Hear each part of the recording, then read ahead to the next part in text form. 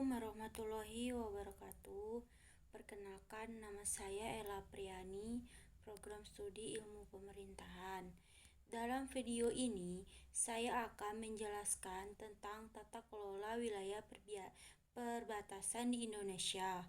Topik ini penting karena wilayah perbatasan adalah wajah depan negara kita, tempat di mana kedaulatan, keamanan, dan kesejahteraan masyarakat benar-benar diuji. Pengertian dan tujuan. Tata kelola wilayah perbatasan dapat diartikan sebagai upaya dari pemerintahan dalam mengatur, mengawasi, dan mengembangkan daerah yang perbatasan langsung dengan negara lain, baik di darat maupun di laut. Tujuan utamanya yaitu ada dua. Yang pertama, menjaga kedaulatan negara agar perbatasan wilayah di Indonesia tetap aman dan tidak diserobot oleh negara lain. Yang kedua, meningkatkan kesejahteraan masyarakat perbatasan supaya mereka tidak tertinggal dibandingkan masyarakat di wilayah lain. Lembaga dan kebijakan.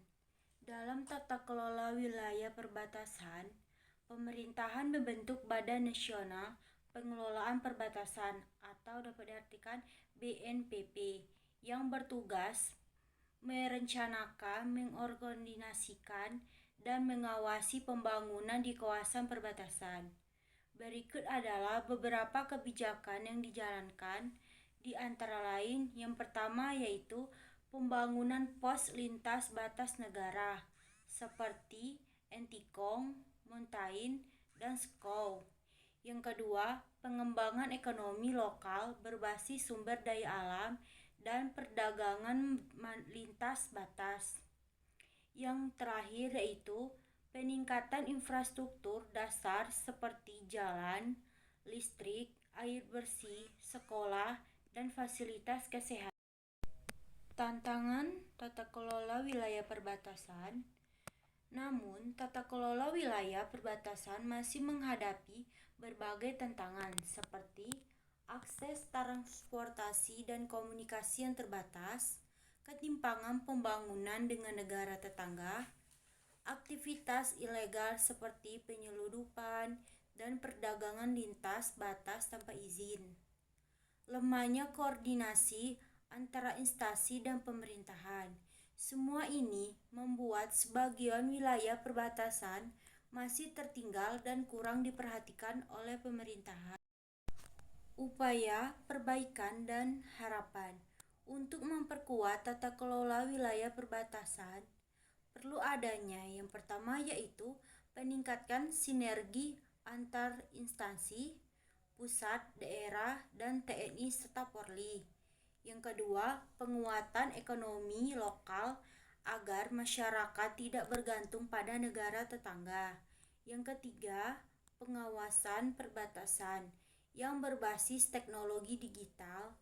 Yang keempat, perlibatan masyarakat lokal dalam perencanaan pembangunan. Nah, dengan pengelolaan yang baik, wilayah perbatasan bisa menjadi beranda depan bangsa yang mencerminkan kemajuan dan kemandirian Indonesia. Salah satu contoh kasus perbatasan di Indonesia, Malaysia di Entikong atau di Kalimantan Barat. Entikong adalah salah satu pintu gerbang utama antara Indonesia dan Malaysia. Dulu, wilayah ini sempat tertinggal dibandingkan daerah Malaysia di seberangnya.